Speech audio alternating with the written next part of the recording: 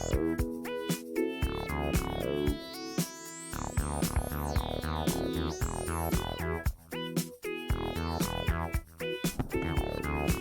session of Wednesday, March 6, 2019 is called to order. Agenda item number 1 is Ordinance 1938, an ordinance to amend the Laurel City Council Code, Chapter 2, Administration, Article 4, Public Ethics, Section 2-56, to allow for certain technical changes to specify and clarify requirements for filing a financial disclosure statement in connection with a candidacy for elective office, and specifying the process for the review of a financial disclosure statement in connection with a candidacy for elective office by the City Ethics Commission and the Board of Election Supervisors, and providing an effective date. Thank you, Madam President. Just a couple comments, and others are here as well. I think when several meetings ago we made some changes to the ethics ordinance. We said that there would be some possibly other changes forthcoming on Section 256, which the Ethics Commission had made some changes there. We had to go back to the state. The first round, they had some concerns, and the Ethics Commission worked on and I think made some changes there. This deals with, as you can see in 256, I won't read it all, but there's changes on who files candidates for elected office, some requirements and some cleanups. Talks about the financial disclosure statement shall be reviewed by the Ethics Commission. If you remember, there were some concerns on how they were getting to the Ethics Commission and then the hearings. I think all of that has pretty much been worked out with these changes, and Chairman Hester is here, so I wanted to ask our city solicitor if he had anything to follow up, and then I think Mr. Hester is here. You all, council, wants to hear from him as well. Thank you, Mayor Moe. No, we just so the council knows that we did run this by the State Ethics Commission. They've approved it, and it's certainly capable of being enacted by the council at this point.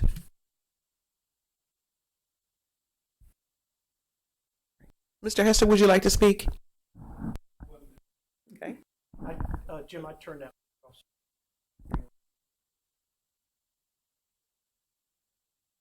I'm James Hester. I'm currently the chair of the City Ethics Commission. With us here tonight also is Commissioner Cole. We're here mainly to answer any questions you might have, but the underlying purpose of this has been the last few elections. We've noticed there have been quite a few issues and problems in financial disclosure by candidates, not so much by candidates who are incumbents, but by candidates who are not incumbent. But we want to make sure that everybody is treated identically, whether a person is an incumbent or not, and that everybody gets their financial disclosure statement in on time and properly filled out. Also, we wanted to have a discussion, and we came up with a compromise that instead of having just, here is the deadline, get it in by this deadline, we're giving people one chance to add additional information should it be found that they did not fill out the financial disclosure statement properly or completely. But all this has to be done prior to a person being certified as a candidate before they can stand. So we're trying to be very kind, bending over backwards for this sort of thing, and yet hold the line that there is a requirement for a very serious financial disclosure for any person who wishes to run for public office, for the mayor or for a city council position. And we want to give everybody an even playing field, whether they're an incumbent. That's kind of the underlying purpose for all of this. And we also wanted to make it very simple, straightforward. We thought that there was some confusion in the way things were written as exactly who was responsible for what. There one ethics, or were there two ethics commissions? That the way that it's originally worded right now, it kind of splits up some of the ethics commission's responsibilities with the Board of Election Supervisors, and they have a very specific role, and we respect it. But we have a very specific role, and we want to respect it. And so, again, that is basically the underlying reasoning for this. The State Ethics Commission has concurred in what we have recommended.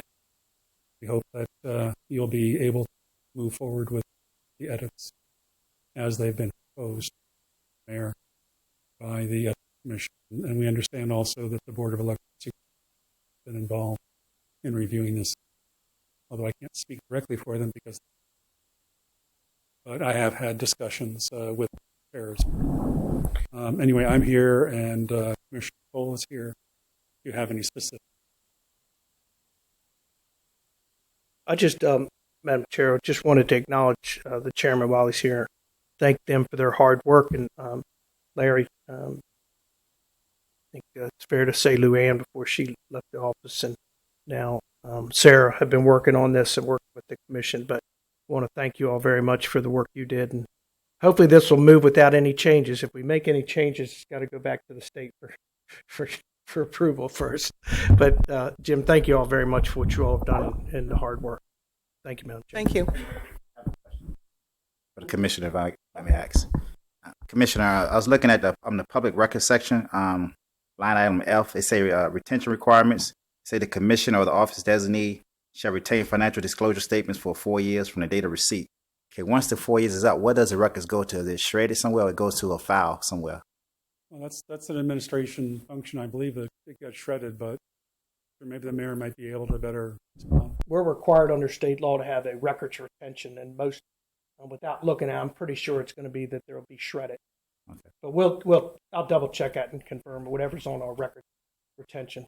Okay, thank you. Once they're submitted, though, they are public documents. Yes. The public can come and review them. However, if any member of the public who does come and review them, they have to sign that they have reviewed them. Right.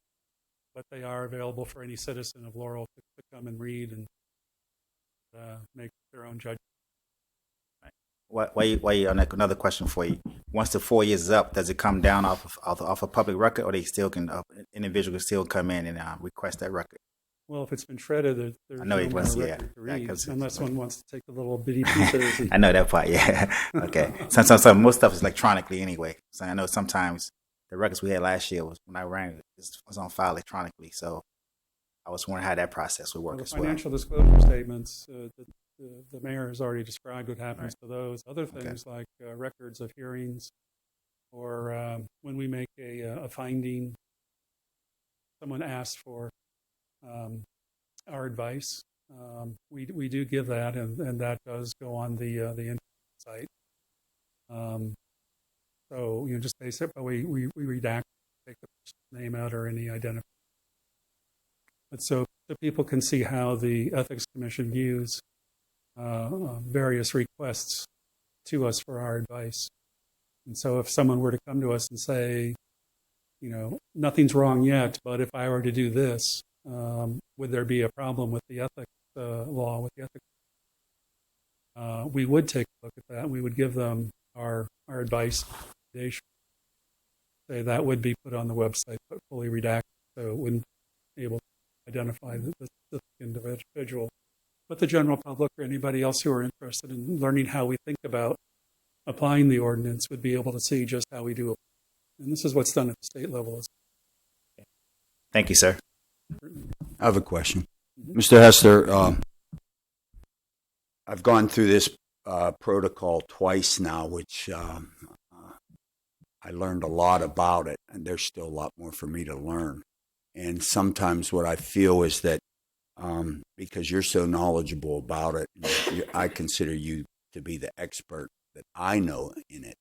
Sometimes the verbiage and explanations, as far as in the writing process, to me, just a regular guy trying to understand it, it gets difficult at times. But due to the fact that you're very open about it and that you will answer my questions, specific little questions, helps a great deal. But sometimes a professional like you get lost in some of the verbiage, and when you have a layman like me that's not certain on certain things like that, it gets a little bit difficult. But being open is what really, really helps me as far as you being open about the protocol of it. I just recently requested for seniors some sort of pamphlet for our IT to look at, and on all these calls they're receiving, all these soliciting and all these calls, and it gets very, very annoying to them. And the key to that is to Not make just seniors. I mean, I get it all the time. I know. Well, I guess we're all seniors too, so what the heck. But oh yeah, it is very annoying. It's getting worse. But there's IT, and they're not finished with it yet. I just had a brief thing of it, and the thing I tried to stress is because of our seniors and stuff, it has to be kept very, very simple so they understand it. So within 5 minutes, if they don't have it done, or 10 minutes, they don't get frustrated and just throw it in the trash. Right. So, but this is a lot easier for me now that I've gone through it twice, and you've been very open as far as answering any questions that I might have on it too, which helped a great deal. You're very welcome. That's one thing that we try and do, is we try and use as much plain English as possible. On the other hand, this is a legal document. This is a law. This is an actual ordinance. And you have to use a little bit of legalese here and there in it, in the general structure. Sometimes you need to use legal terms because one legal term, say, the term in here we use is sua sponte. I mean, attorneys know what that is, but the average person wouldn't. But we could probably explain that out and take an extra page or two to say exactly what sua sponte is and how is that used. But then you wind up with an ordinance this thick that nobody can get through because people like nice thin ordinances that they can read in 5 minutes, not fat ones that take them an hour to get through, and they still not quite sure what's in it. So there is a balancing in there that we try and do, and we try and go in the direction of plain English over too much legalese. But there are times where you have to use at least a bit of legalese here or there for clarity, because when we do swing into action, what we do is very specific, and it has to be very clearly understood. And our decisions in cases are appealable to the circuit court. And the circuit court doesn't necessarily say, well, you're using very vague language, therefore everything is fine. You have to be very clear as to what you're saying in order for it to be enforceable. So it's a rough kind of a situation. We do have the advisory opinions that I described, where anybody can come to us and say, hey, I've got a personal situation. How are you going to apply it here? And when we give advice under those, it's a Teflon suit of armor to the person who comes to us. If we say, we've looked at this, and if you stay within these particular parameters, you're not going to be found guilty of going against any part of the ethics ordinance. So we really encourage people to come to us for advisory opinion. And the other thing we have is at every single meeting of the Ethics Commission, as a standard item in our agendas, we open the floor to anybody who has come to the meeting. And they can talk to us in plain English, and we'll talk to them and explain anything that they'd like to know at any of our meetings. Or all of the members, all of the commissioners, I mean, we're very open as well.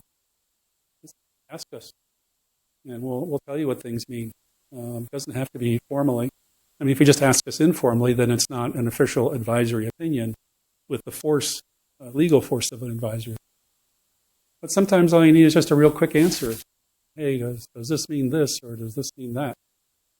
We're happy just to give you an informal response with the proviso that it's an informal response, not a formal advisory.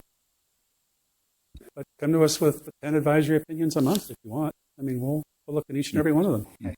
We'd rather have you come to us with an advisory opinion than have us come after you, for having done something that's questionable. We want to protect you. We want to protect everybody from doing the wrong thing. We want everybody to do the right thing, and we're here to help. Thank you. Well, I mean, you don't have to worry about paying my salary too much. You can double it or triple it. There's a couple attorneys in the room. Now, we all work pro bono.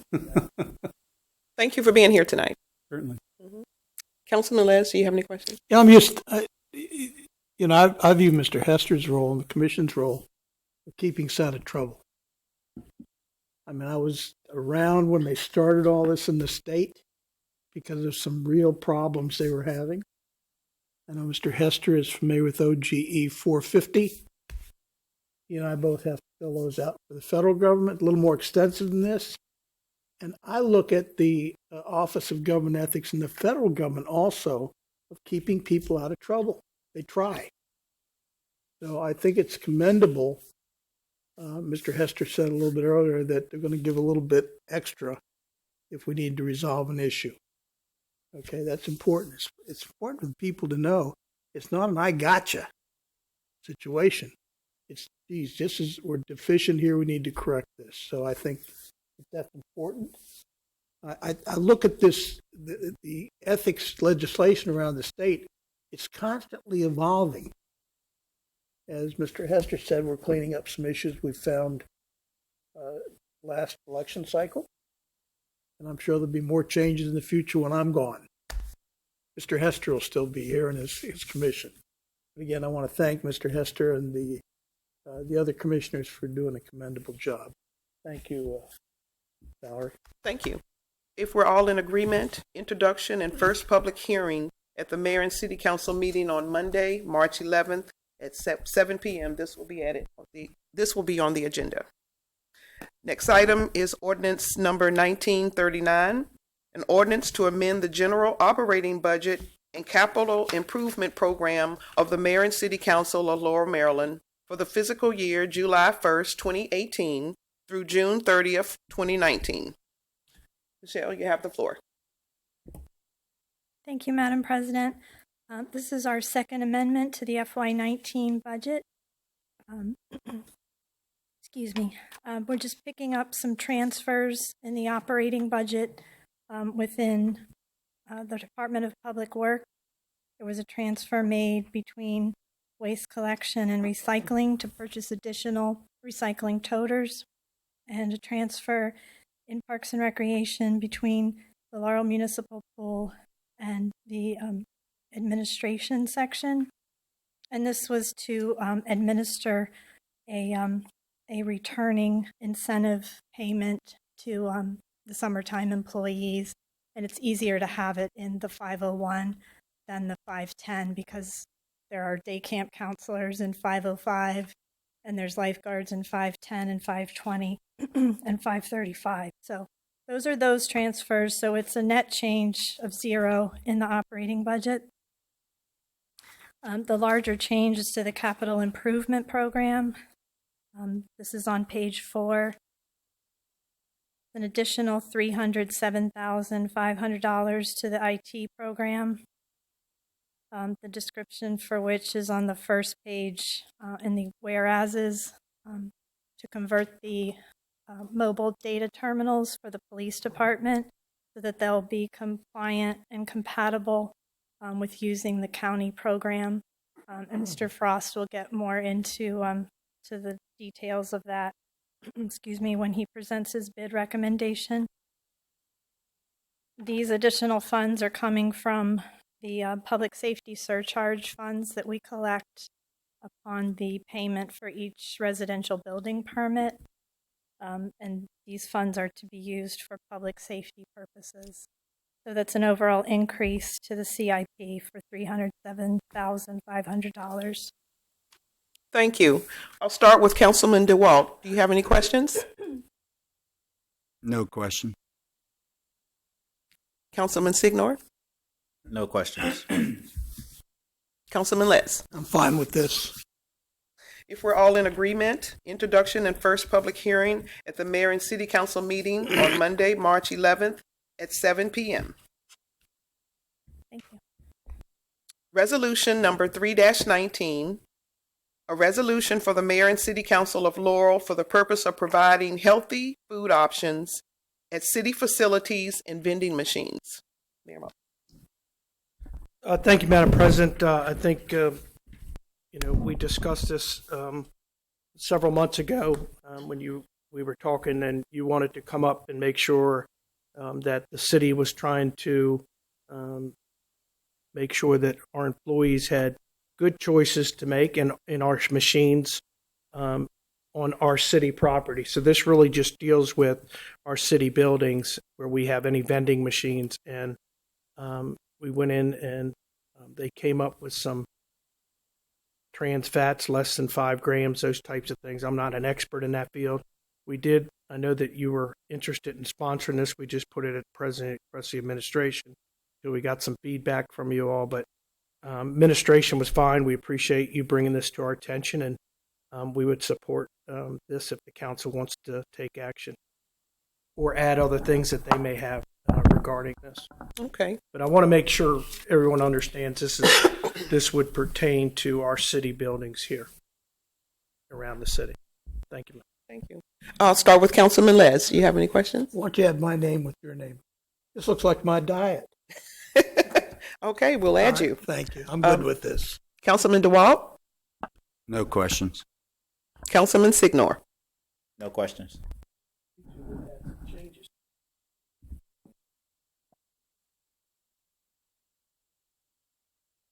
If they want to.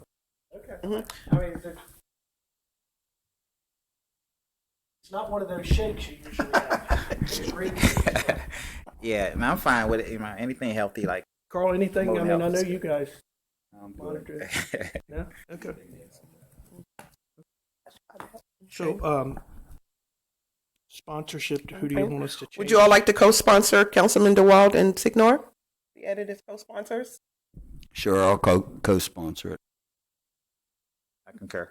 Thank you. We'll all be healthy. Okay, Did so y'all get that? I didn't hear. Everybody? everybody. Okay. Mhm, everybody's on it. We'll check with the council president. Okay. Kim can let us. Okay. And if we're all in agreement, introduction and first public hearing at the mayor and city council meeting on Monday, March 11th at 7 p.m. Bid recommendation to purchase mobile data terminals. Kevin Frost, you have the floor. Thank you, Madam Pro Tem, Mayor, council members. Before you is a recommendation to purchase mobile data computers, or mobile data terminals. These are the computers that our patrol officers use in their vehicles, and they're rugged laptops that are in mounts in the vehicles. You all have been briefed on the fact that we are transitioning our computer-aided dispatch and records management system to the county. That is underway. We expect to complete that probably no later than June. As part of the planning and integration process, we recognize that just about all our MDTs did not meet the spec for the county system. And there are issues in Windows 7 software.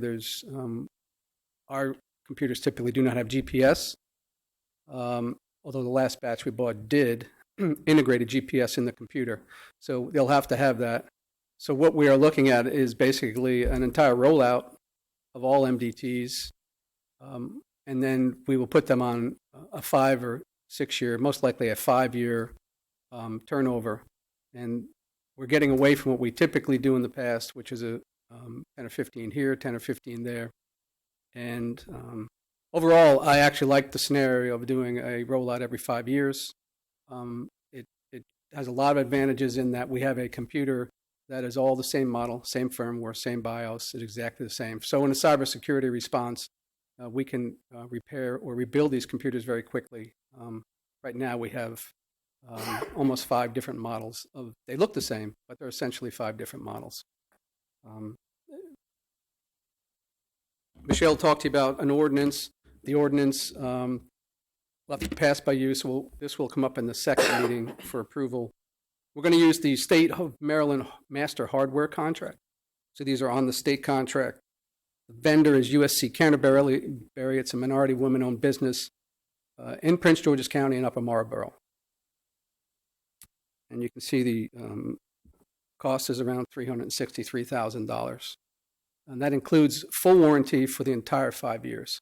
So essentially, anything happens to those computers in the next 5 years, they fix it or give us a new one.